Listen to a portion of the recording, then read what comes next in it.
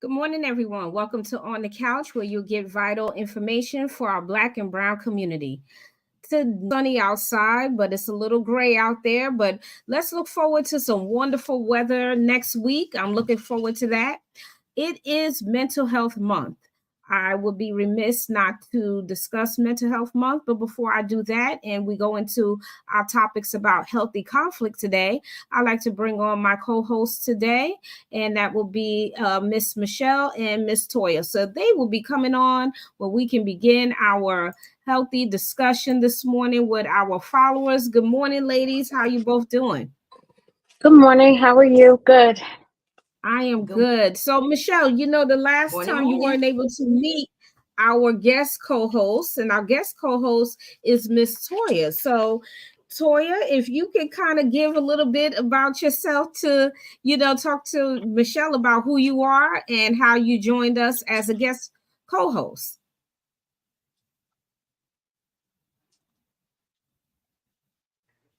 Ready? Sure, my pleasure. Okay. Good morning, Michelle, again. I'm excited about the platform. I've been in the mental health field for 24 years, and I'm a survivor of domestic violence. And from there, I was able to present at her workshop. And then from there, everything just opened. So I am a survivor and free. So I am blessed today. And now I get to meet you to add, because you're at the butterfly effect. So yes. Thanks again, April. Welcome. Nice to meet you. Are we lagging? No, we're not lagging.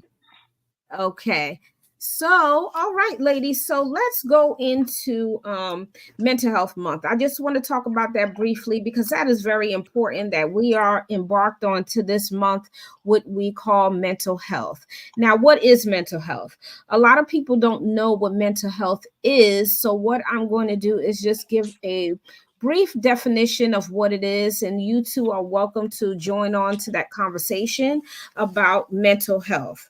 So what is mental health? Mental health is a condition. So you have mental health condition or mental illness, referred to as a set of symptoms that have been identified by a mental health community professional. Mental health conditions are described in a diagnostic and statistical manual of mental disorders, the International Classification of Disease, which is the ICD, or by people with lived experiences. So, understanding mental health, there are different types of mental health.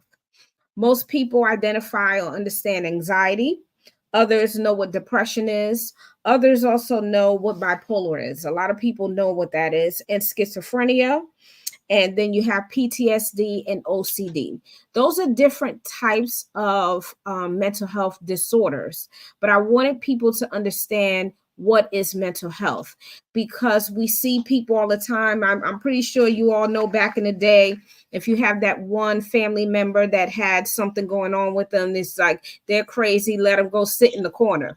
And that's not what you do, but it's, I think, because they didn't understand it at the time.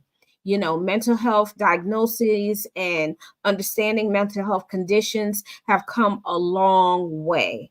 So what do you two, how can you two add to this conversation about mental health? I think mental health is very important. I guess I'll chime in. I'm an administrator. Yes. Okay. I think you're lagging behind us a little bit. I didn't know who's going. Yeah. Yes. It's okay because Michelle was talking. So give her 1 second. Go ahead, Shell. I think mental health is something that everyone struggles with on some level. And it could be from childhood trauma to adulthood trauma. But I think what's most important is how do we handle it? Mm-hmm. And how do other people handle our mental illnesses? Yes. So I will be the first to say that I did something Thursday for my own mental health. Okay. I went and had a spa day, and it was amazing. I spent the whole day at the spa. Started at 12 and I ended at a little after 3, almost 4 o'clock. But it was so like relaxing. I didn't have to worry about anything. I didn't have to think about anything. I didn't Right. have to nothing about anything. When I got up, I went and had my massage. I even fell asleep for the first time on my massage table. But I had to take care. You know, some days you just need to decompress from Yes. everything and just have a mental health day. I was supposed to do things that day, but I said, you know what? No, I don't want to. I want to take care of me today. And it felt good. That's good. I'm happy to hear that. Toya, I know you had something to add too about mental health. What would you like to add to this discussion about mental health? Well, as the QA person at my agency, I actually send out weekly material for Mental Health Month. So now going green, we weren't able to light up our building. But for this year's Mental Health Association for 2024 initiative is Growing Green. We're actually going to support that at our agency. And because I have been in the field for 24 years, I work with folks with schizophrenia, schizoaffective disorder, bipolar disorder, PTSD. And as you know, I couldn't really disclose, but now I've always taken care of my mental health. Spa days are a must. But one of the things, and just to piggyback what we talked about, is the different tools. But however, folks are unaware of the illness, especially in the Black culture, because of before. I had an uncle who had schizophrenia, did not know what occurred with him because it was hush hush. Then eventually I got into high school and realized that when we didn't see him, he was in treatment. But he also was a veteran. And a lot of veterans have that. And then that's when you have Micah, mentally ill chemical abuser. And you see this person, you're thinking it's the drugs, and it's not. So that was something that, for me growing up, seeing him, something that he may have done, hit someone, stabbed someone, and we just kept away from him. However, I had my own relationship, and that's something definitely this month I'll be sending out. I believe my first post was about older adults. So that's something. Check out the mental health toolkit. That's free information on SAMHSA. The plug. Thank you. That's wonderful to hear what you do to help those become more aware of mental health. So a little bit more about mental health. Now, people with mental health conditions deal with changes in emotions, thinking, and or behaviors for the same extreme type of reasons. So it's really what you described about your uncle, right? He had PTSD. You don't know what to do with that because PTSD change you all around, your emotions, how you react to people, shell shock, different things that will trigger it. So when they didn't have a label for it back in the day, it's hard to figure out what is this person actually going through. I'll use my grandfather as an example. Now, I heard stories about him, that he had PTSD, but at the time they didn't know that. So every night he would do the same thing. And with the picture New York City, you know how wild and crazy it can be, but we're talking about in the 70s. He would at certain periods of the time, he will run out the door with his rifle and be like he's in the trenches in between two cars, because he was something triggered him and he just ran and dashed out. So my uncle would have to kind of convince him that he was safe for him to go back into the house. But again, they didn't know that was PTSD. And then how did he deal with his PTSD? Alcohol.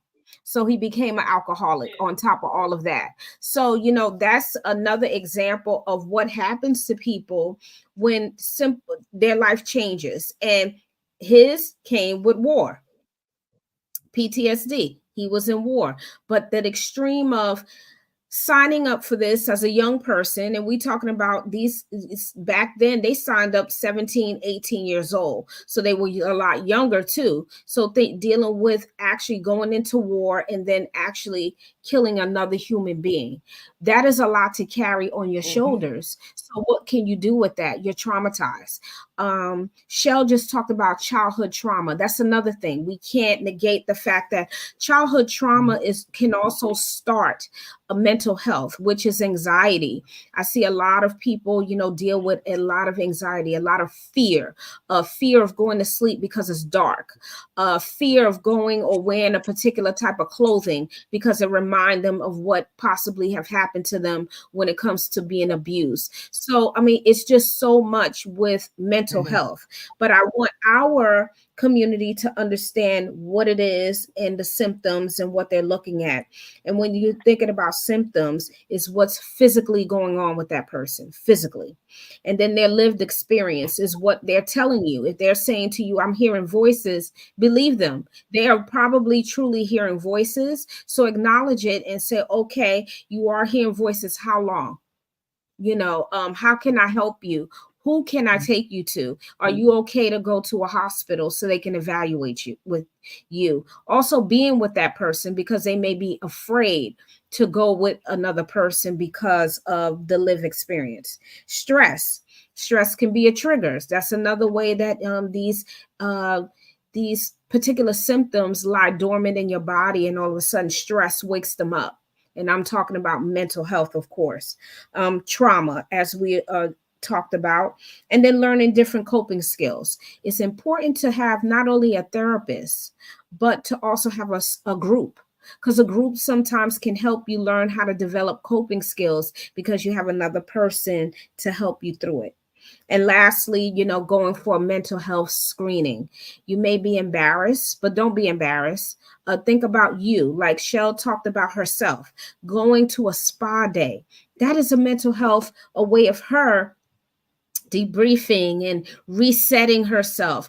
Doesn't mean she necessarily have all of these particular problems, but it's a way of her making sure she's taking care of herself, because your mind is very important. And when that goes, you're actually just walking around as a shell. So, for our community, I'm saying to you, seek help if you need it. Help those who you see that are going through something, and don't, like push them to the side and say, oh, they've been crazy all these years.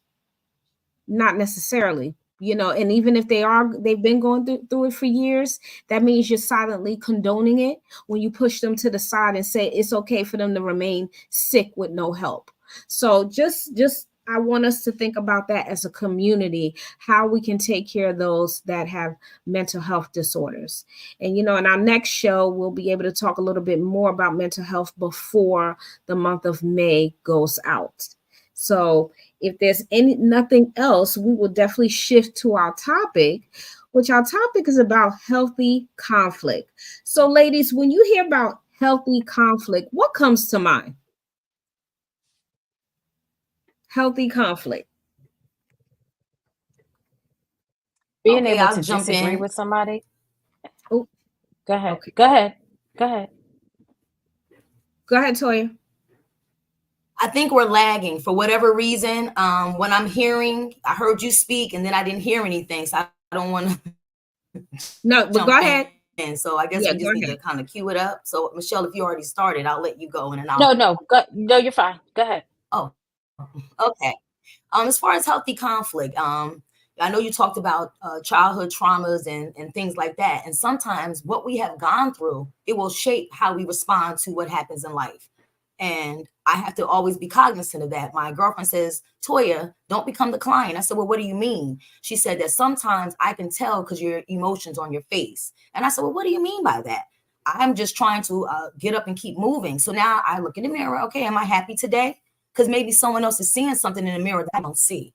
Or it could be just a private thing. But now I try to be more aware of that. But when it comes down to friends and speaking, I try to go off the energy. Say, for example, you meet someone, you don't know what type of day they've had. And I liked how you open up. How was your day? And I think that sometimes we just need to ask the person and not assume. Or it could be a health thing. So for myself, I have health issues. So you can't always judge a book by its cover. So at times, I believe with healthy relationships is having that dialogue. If I see something, I'm going to tap you. Oh, I think you got something hanging. I'm going to keep the healthy environment. However, some folks don't have that ability to have those difficult conversations. But I think now as a survivor, I'm able to do that. Previously, I didn't share things, but I now know that through evolving, sharing that can help someone else. Imperfect people do a perfect work. And I know I always say that, April, but definitely here, when you feel someone's energy, have a conversation. And when it comes down to the conflict, always be open, respond, and don't react. Because sometimes in communication, someone can tell you something and we may not like the answer. And I think that's really where it boils down to. accepting differences. We as individuals do not accept differences. So for me, it's not conflict. Just to kind of go back to my background, I attended a training called Working with Difficult People. So I was like, okay, this sounds good. Went to the training. It was not what I thought. They had different categories: lions, a turtle. So you kind of just by the word itself, turtle, that's a person that may communicate. It may take them a little bit longer. Me, funny for myself, Leo, lion, happens to be my zodiac sign. So now they said, well, maybe I need to soften myself, because sometimes people look at your ADFAT. However, but if you have childhood traumas, as we spoke of with the Army, then that can mean that their lens is different. Right, April? So really with the conflict, just being open to it and discussing the things, because if you really care about a person, you're going to try to work it out. That's it. And it's not a conflict. It's just a difference of opinion. That's my thoughts on that. Okay. Shell? Sometimes you can just agree to disagree. Actually, that is exactly what one of and our just respect somebody else. Like, you have to respect other people's opinion. I may not like it, but that's your opinion, and we agree to disagree. You have to leave it. Yep. Everything is, as we look at everything, it is from our perspective, our eyeballs, what we see, how we analyze it, and how we regurgitate it back out into the world, right?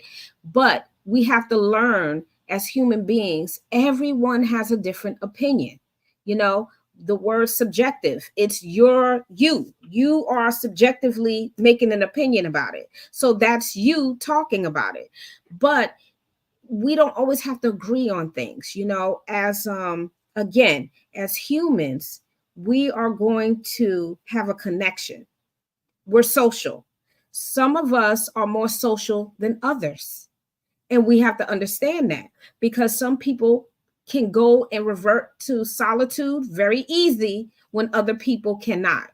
However, when you're in a position where you don't socialize as much, it can be very awkward when you get into a discussion with a person and then you're like, well, what are they saying, or why are they saying this? What is this all about? Because if you're not making the proper connection with people at least daily, and that solitude is just one thought. So we got to be careful as humans, because we know we need the contact, but we also have to let our guards down and say, let me hear your opinion.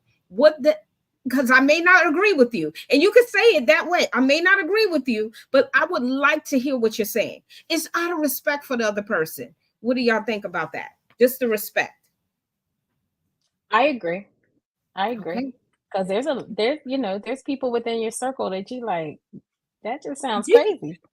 That just like the way you think it right now sounds crazy, but respectfully, that's your opinion, and I'm gonna leave it right there. You leave it right where it's at. Exactly. And it just, again, it goes back to respect. What I would like to do, because the comments is, coming in, I'm going to roll over to the comments real quickly, go right back up, and Shell, agree to disagree. So one of our OTC followers said the same thing you say. Agree to disagree. Okay. Fighting fairly and respectfully. Okay, good morning, ladies. I think it's being able to converse with a sister and agree to disagree, but hear and understand each other's point and respect them. That is correct. Respecting the other person's point of view is very, very vital to having a healthy conflict. So even if you do get into a conflict with a person, you should still at least be able to respect what they're saying, right? Because it's their opinion. That's where we need to go with where are they coming from with that? So I'm going to start asking a series of questions. This will be for us, and for those that are watching us today, just drop your answer in the comment, and then I'm going to read, or any one of us can read your response. So here's the first question I would like to ask everyone. Does your response to conflict differ significantly based upon the relationship involved? That would be family, friends, community members, etc. So again, does it differ when you are speaking to different people in your life? Well, I think sometimes it does. And you have to know who you're talking to. when you're having that conversation, because not everybody is going to receive what you're saying. So you have to kind of, it might be your tone, it might be the different lingo that you use. I know that when you're speaking to your children, it's not the same. It may not be the same way you speak to your boss per se. Mm-hmm. So I think everybody gets a little different, but it's still a respect thing on how you're communicating with somebody. And it shouldn't be any different than having conflict with somebody at the store. You get your point across. It doesn't have to be a yelling match. It's I said what I said, and that's Okay. it. Right, Toya? I know she's probably a little bit behind us. Yeah, I agree. Because I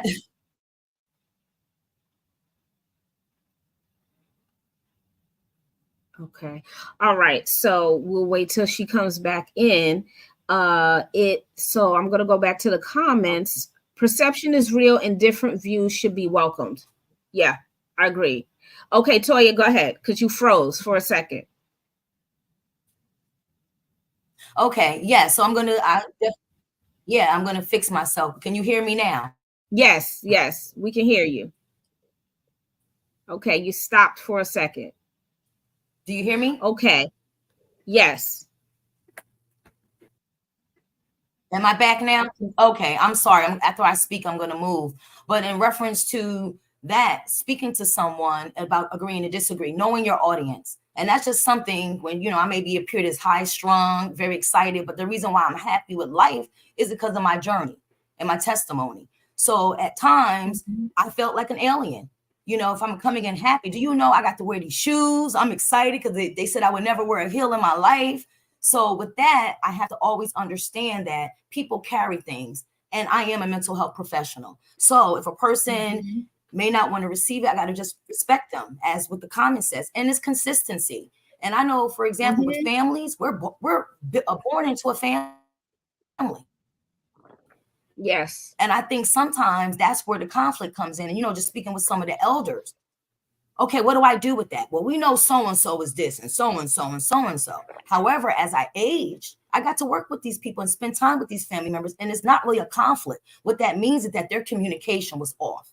If there was respect with an opinion, but sometimes with families, they'll hold that grudge or they'll hold on to that. And I just want to be the method of change. I really wholeheartedly believe that. And this platform here will scrape the surfaces of that.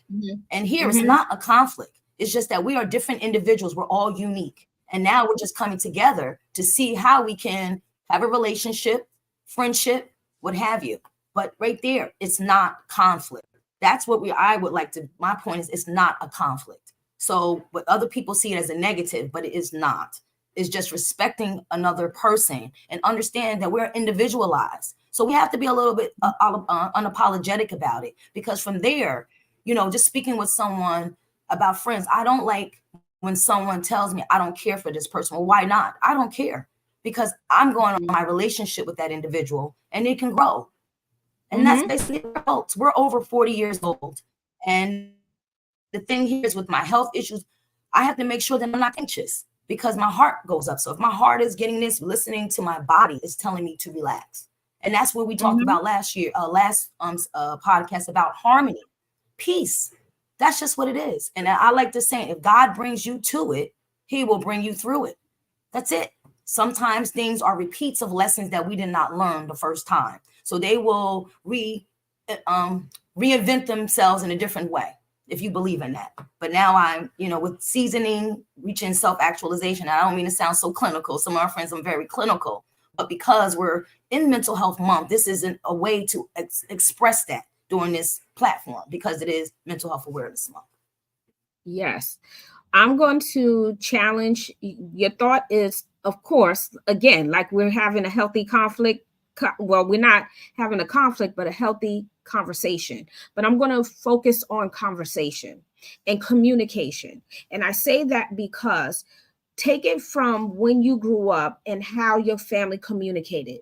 You also look at the dynamics of how conflict is handled.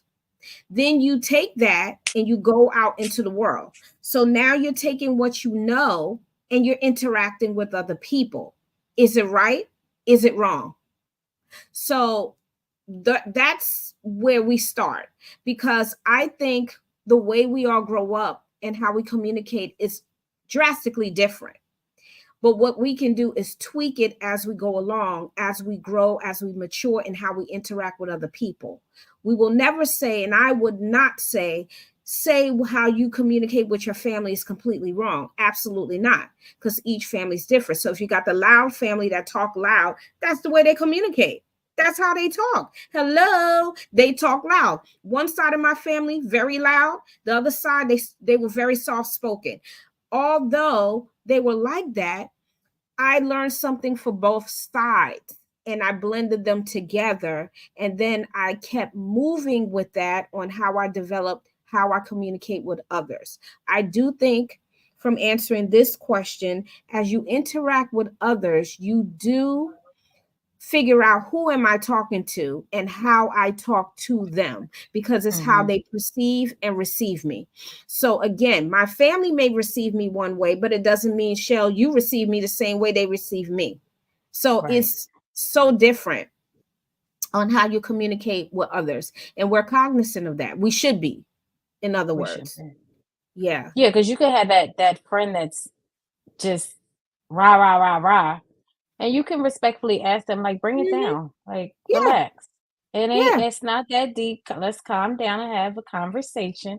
You don't have to get, we have those people. That's right.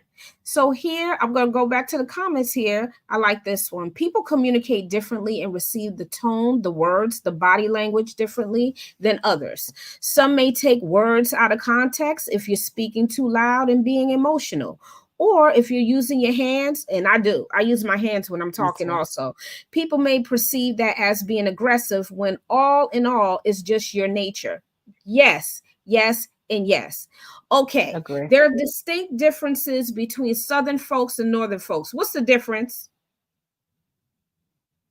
It's a big difference between the two. What's the difference between Northern people? Some talk with their hands and some don't, because I know I talk with my hands. I do talk with my hands. I do. I talk with my hands. I feel that Southern folks isn't as aggressive as us either. The more north you go, especially in New York, okay, I can only speak for a New Yorker.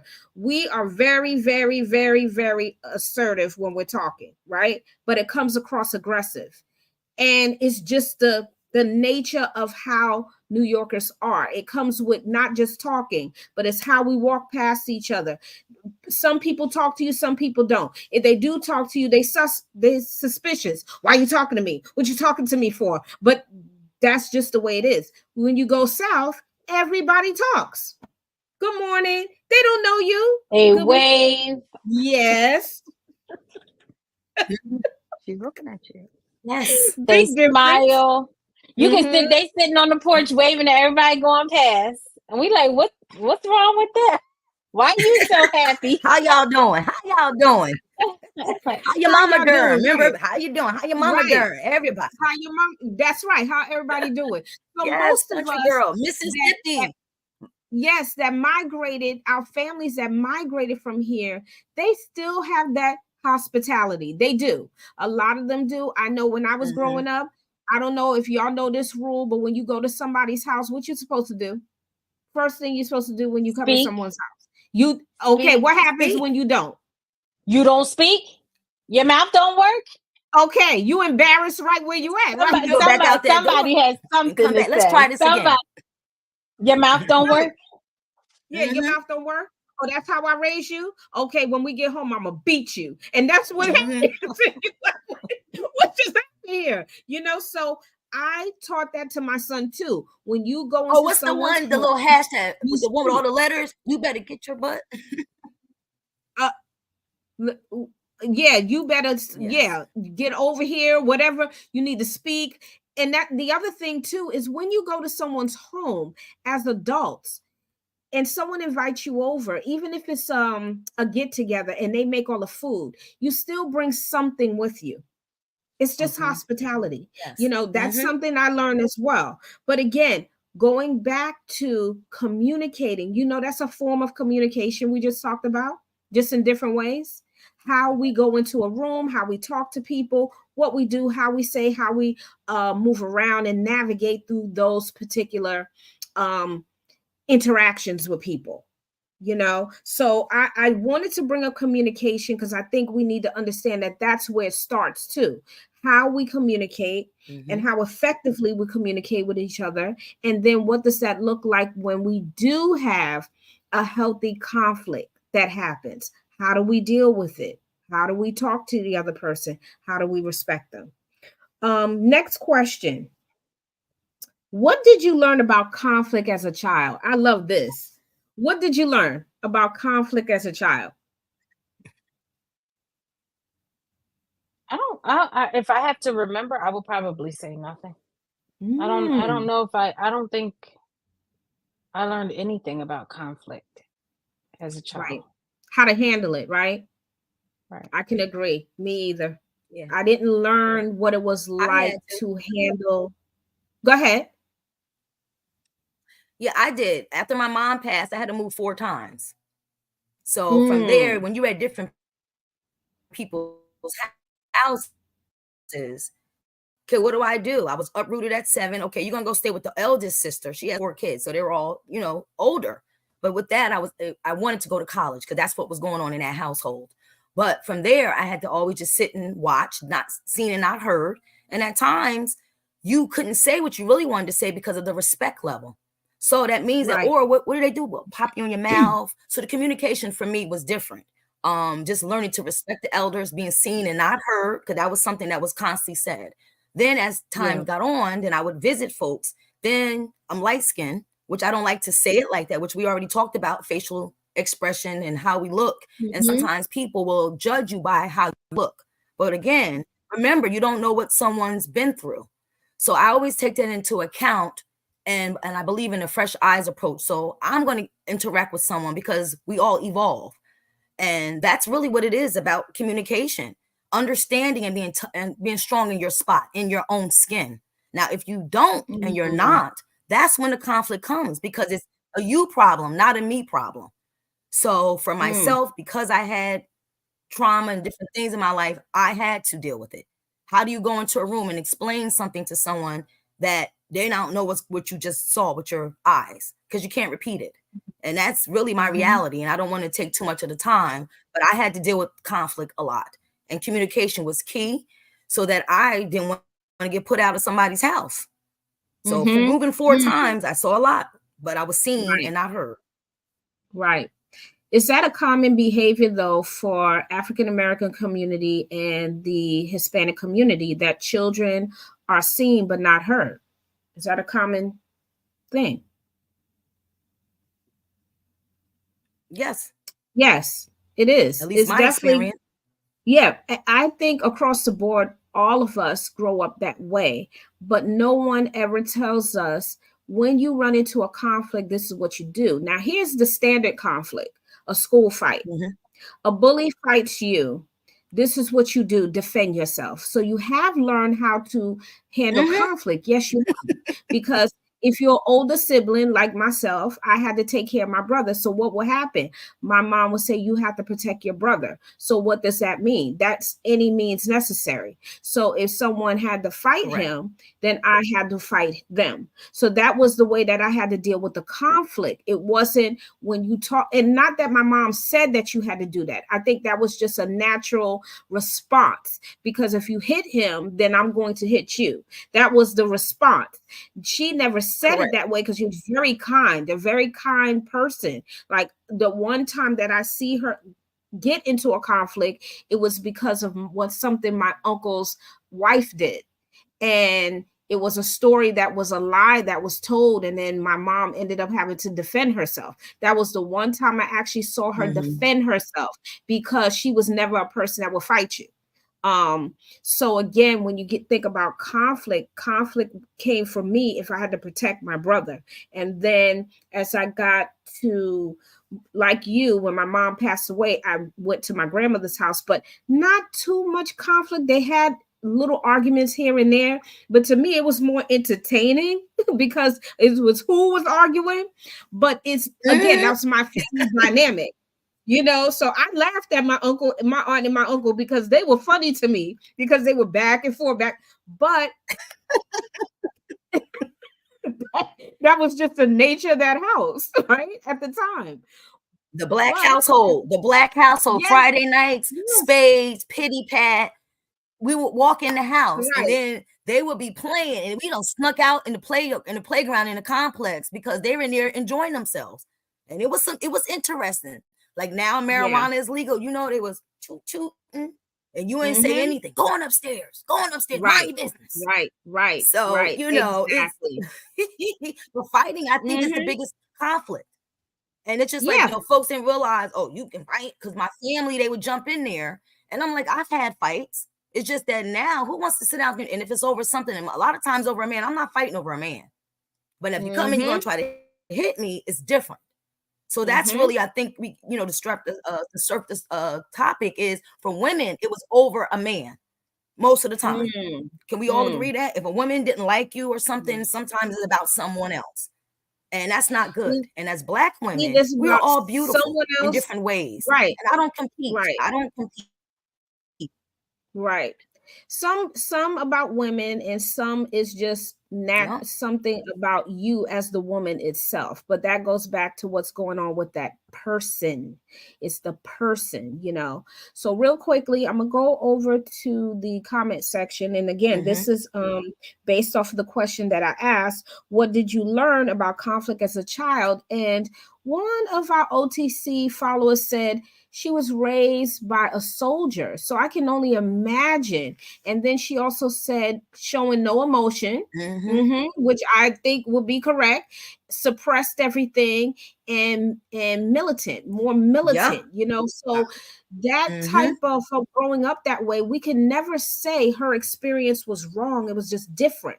So then how she responds to us will be different. So what do we do? That's why it's important to understand something. When you invest in a relationship with a person, get to know them, how they communicate, because that's important, because that way you know how to maneuver around a person. If a person is more sensitive, then you're going to be more cognizant of what you say to them, So when you think about how you talk to people, yes, because it's about understanding that person, the background of that person. So that is a big part of having a healthy conflict or relationship with a person, because it's who you are talking to. It's back to what Shell said from the beginning. It's who you're talking to. Who am I speaking with? Is this person more aggressive or less aggressive, more emotional? Does she cry quickly if you say the wrong thing? Is your feelings hurt so fast that I can't say anything to you? So those are the things that we have to be aware of as a totality, not just, okay, well, it's just healthy conflict. No, what comes with it? How we communicate and who we're talking to and the background of the person. Has a lot. And it also goes with people's mental health, their state of mental health. Thank you for bringing that up. Yes, it does. It really does. Right? Okay, so another comment. I teach my daughter to use her words versus engaging in physical situations. Reason is the words resonate with the person you're in conflict with. They will think about what was said versus the physical situation. I do agree with that, because words do hurt. Yes. So when people say sticks and stones may break my bones, but words will never hurt me, lie. Words stick with you forever until you learn how to heal from the word and understand where it came from. It could have came from a person that was so mean-spirited, but you're carrying it because it hurts you enough that it resonates with you until adulthood. Okay. The other thing too is that what was said to you sometime in childhood also carries in adulthood.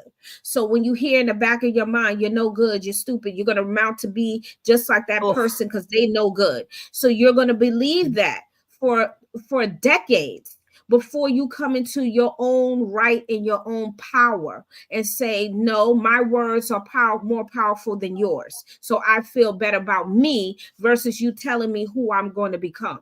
So that's you standing in your own power, but you have to get there.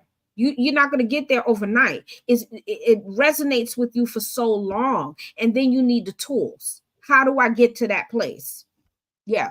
But then you have some people that don't get to that place, that they stay in that place. Absolutely. Absolutely. So, And Shell, those are what the do we do difficult with those people? What do we do with those people that stay in that place? Let's go there. So in the beginning, you help them as much as you possibly can. You provide tools, you give suggestions, and sometimes there's a lot of pushback. And when people push back, you got to know your limits.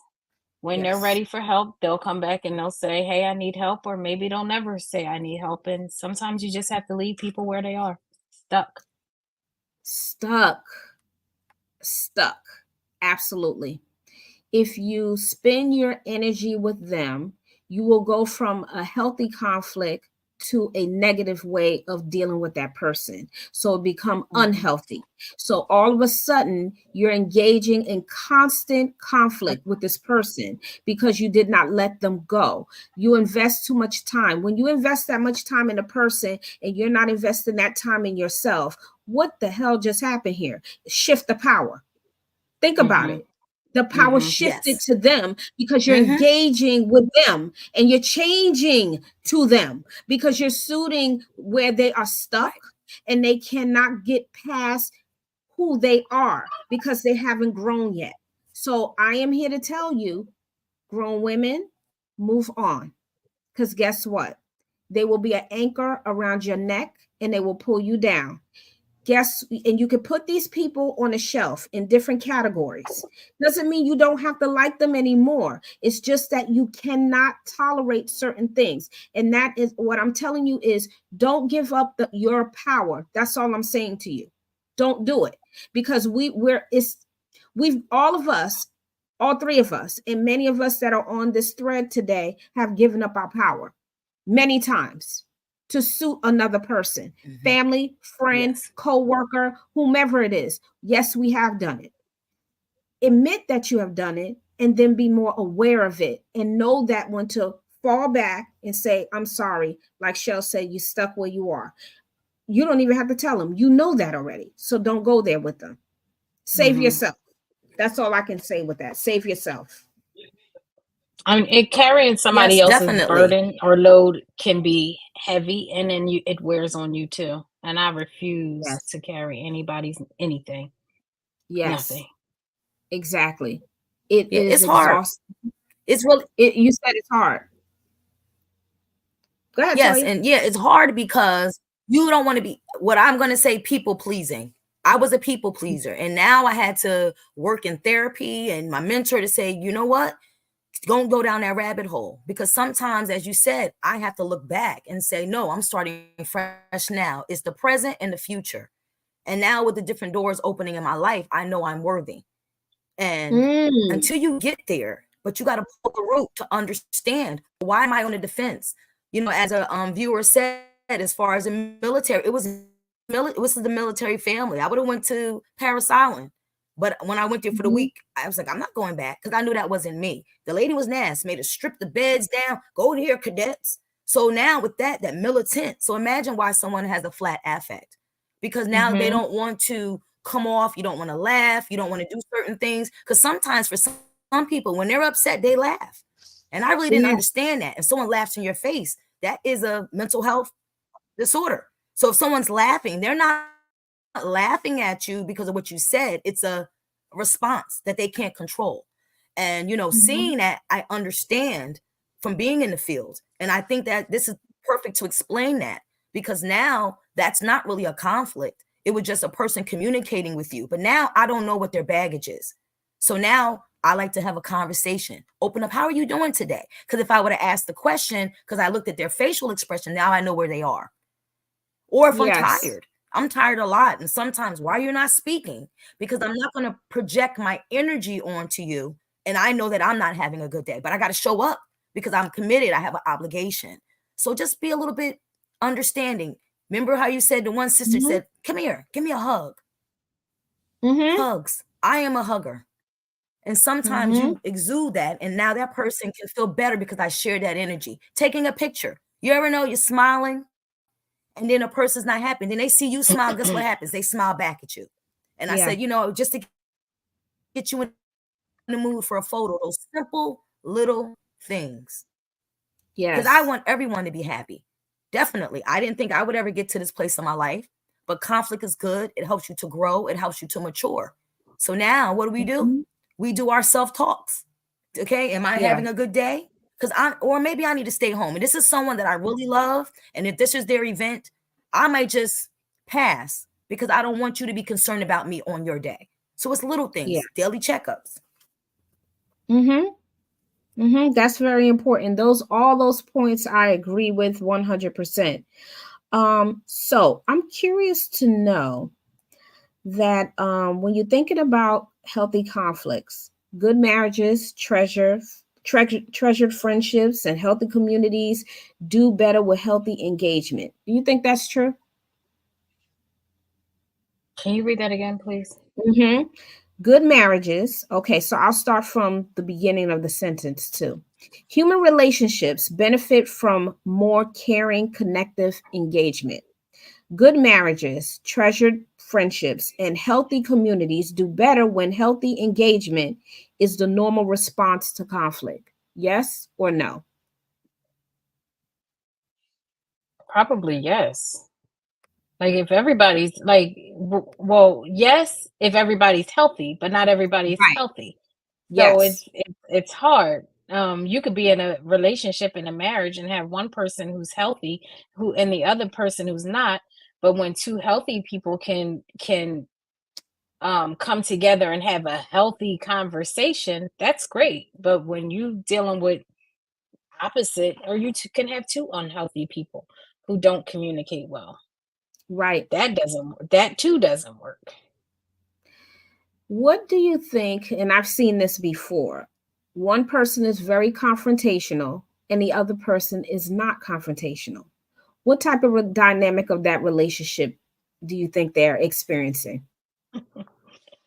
So I think that as a survivor, I could say that I would probably be the more confrontational person in the Mm-hmm. beginning. Because I always felt on defense. Always felt like, you have to explain yourself, but until you get healthy to know that everybody's not your enemy and everybody's not against you, the conversation changes.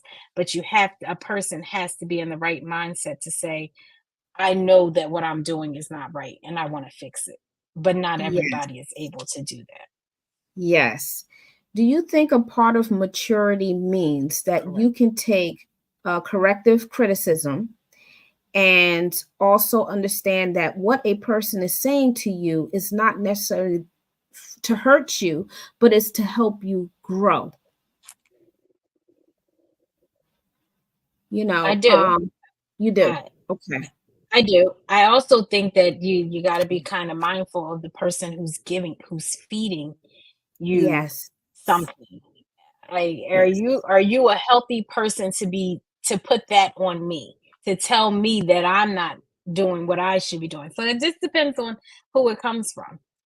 Yes. Because I sometimes agree with two unhealthy people can say, "Oh, you're doing this wrong," and you're like, "How are you telling me this?" And you do the same thing. But right. sometimes people function that way because they can only see the wrong in others and not the wrong in themselves. So Yeah. So you laughed at that. So what did you laugh at? What Shell was saying? Because sometimes it is like that. You want to be healthy, and then you have to look at them. And if you really love a person, you tell them and hug them. Yep. Can we go? Can Yes. we do this over? Can we do this? And sometimes Yes. that little bit of breaking the shell will help ice break it. I'm very optimistic, and I guess at one point I was pessimistic because of my upbringing. What I lost, I had to lose a lot, and I have to pull myself down, because if I resume being negative, everything that I've built is non-existent. But I feel that Mhm. sometimes you have to go through the storm so that you can get through that and appreciate life. Yeah. As you know, we are in the end of days. I believe that. And looking what we're reading and hearing, that's not who we are. Those are all distractions. So conflict to me is a distraction because it's going to slow you down from your ultimate goal. When I was locked in as a kid, I'm going to college, I'm doing this, I was able to get out. Then now life happens. You have a kid and you're running with your child. You're not taking care of yourself. Now, for the first time, I'm taking care of myself. I needed help before. What I saw as a medical team, no, I had to get other people, weren't family.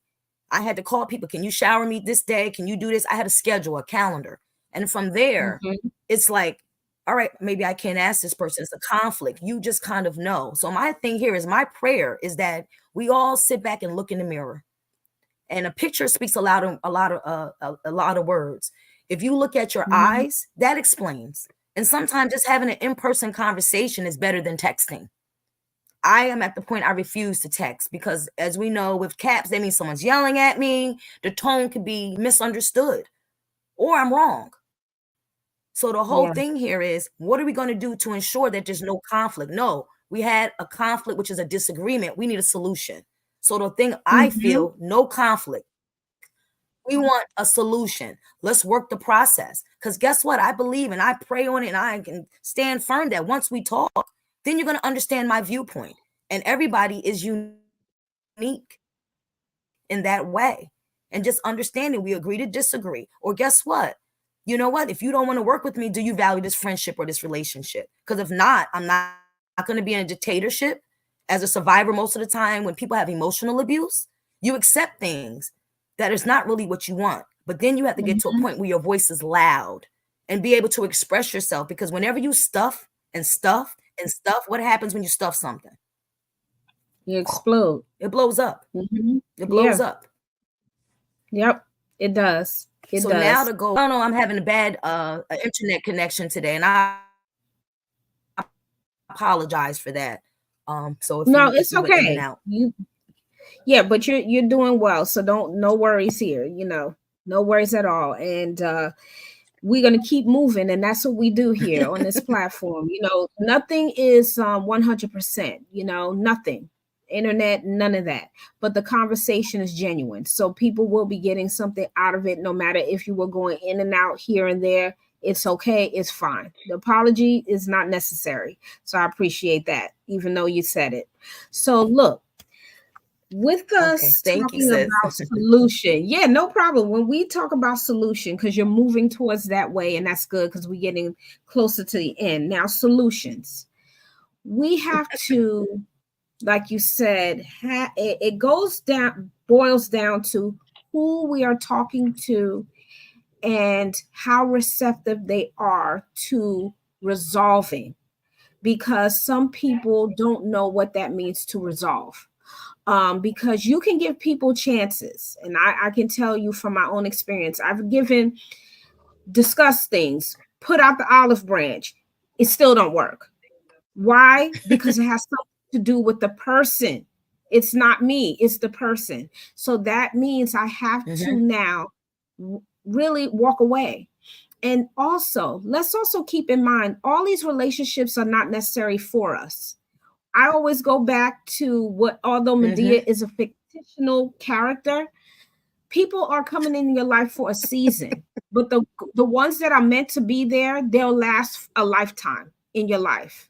They will also be receptive to what you say to them, vice versa, and what they can say to you.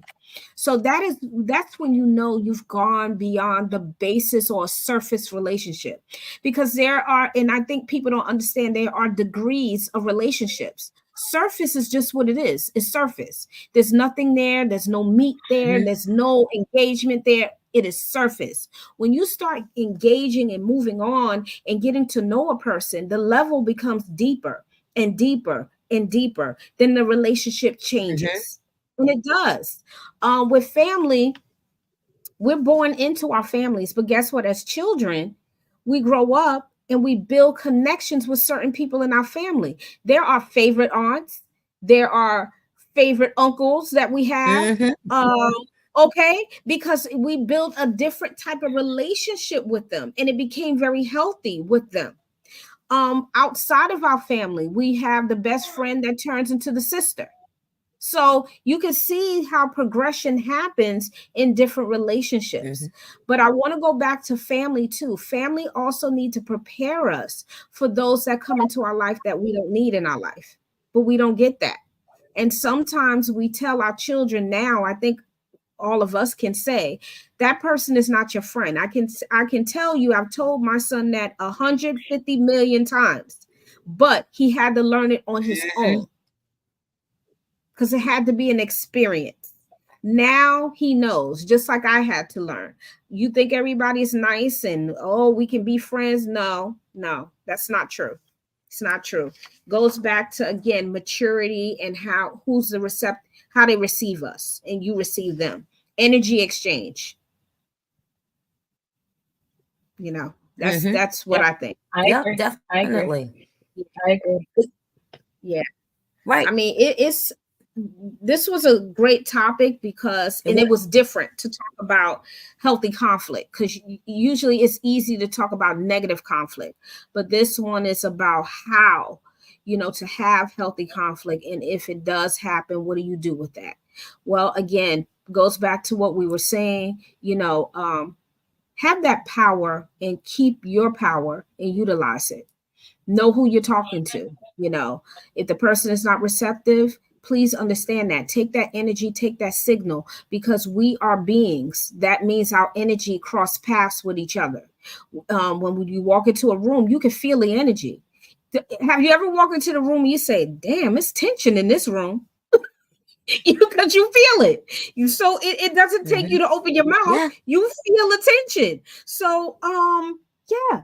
So it's just what you feel in that room, what you feel from the other person.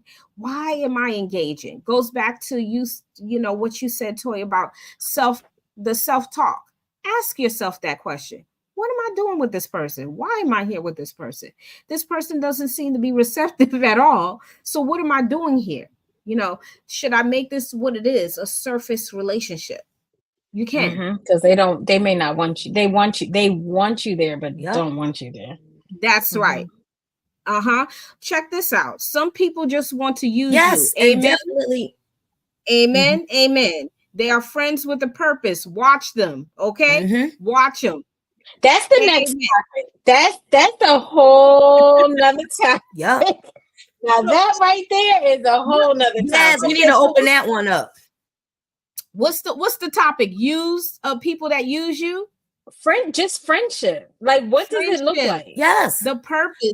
Okay, so listen to the person that gave us this, because I don't like to use names because for your privacy. Thank you. We are going to use that for the next show. So we hope to see your responses, your advice on just what you just said. They are friends with a purpose. Some people are, and then there's some people that are there just to use you. That is an awesome topic. We will be talking about that in 2 weeks. I have to comment on that. So I have to comment on that.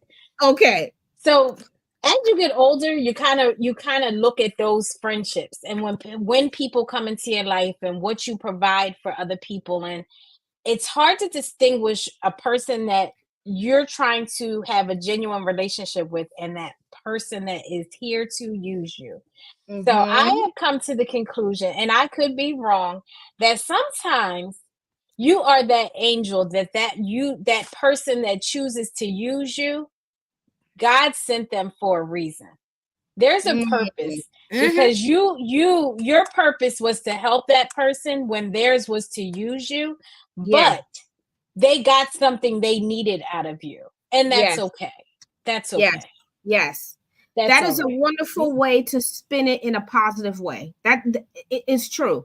That is exactly right. It is something that I learned in my master's program. What you just said, how you can take the positive and you spin it to the negative and spin it to a positive one, because you could be the good influence on the person, but it doesn't mean you have to continue to have the connection. Maybe they'll walk away with what you gave them, and that relationship with you and that person wasn't meant to be, but only for that season.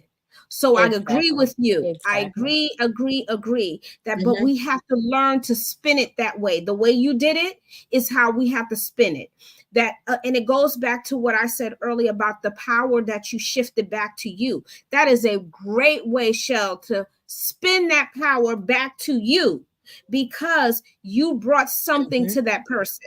You did. Oh, and when you sit back and you think about a friendship that ended, you know what you brought to the table and you know what they brought to the table. And that doesn't mean that they didn't bring anything to the table.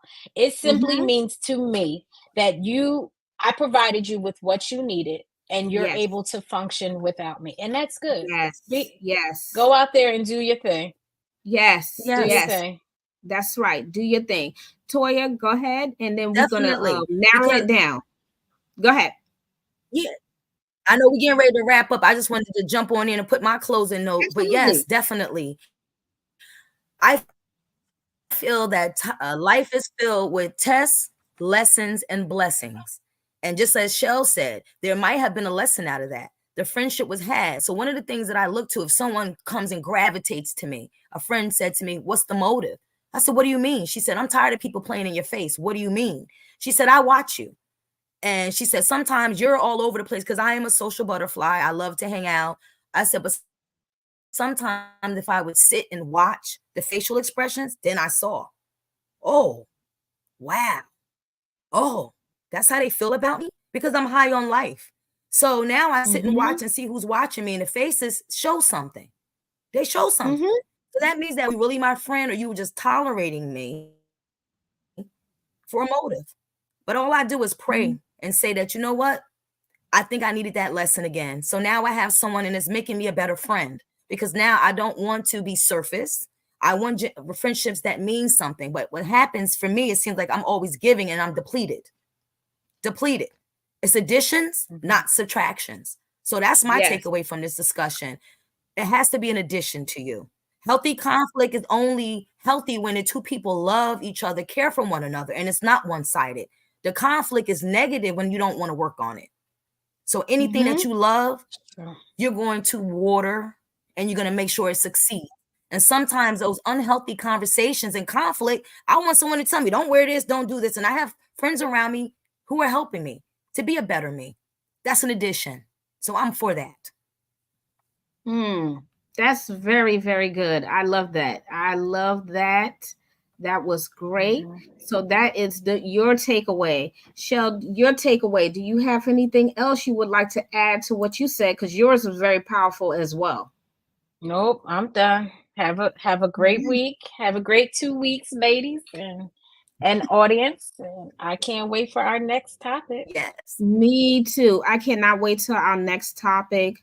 Last comment. I'm going to read this last comment and then we will be closing up.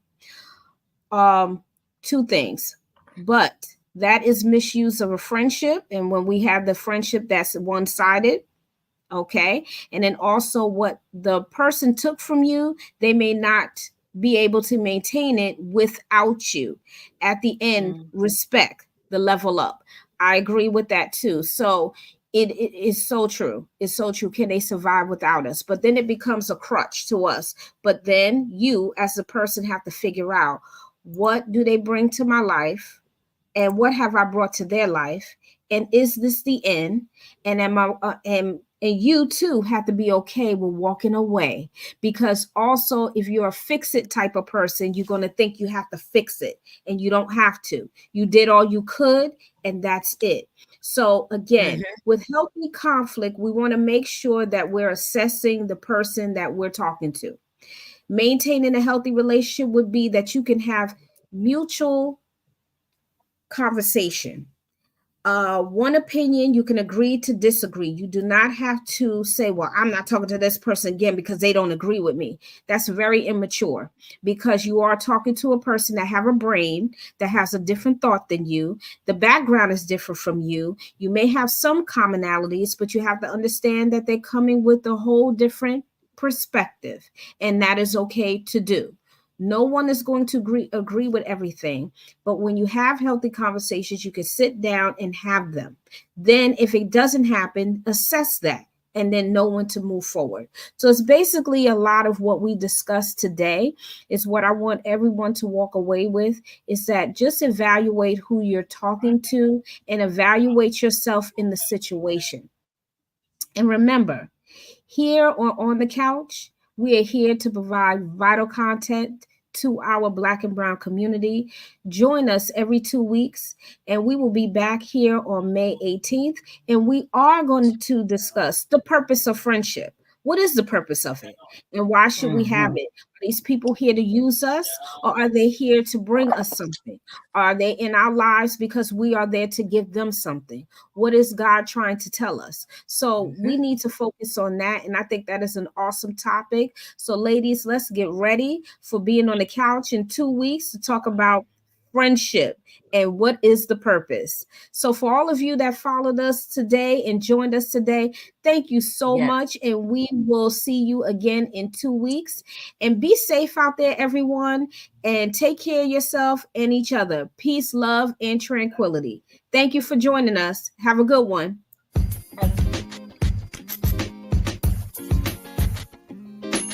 Thank you for joining on the couch this evening. Be sure to follow us on Facebook and Instagram, and if you want to contact Dr. Diamond, you may reach her at candidconversations.dr.d@gmail.com. Have a great evening, and we will see you on the next show.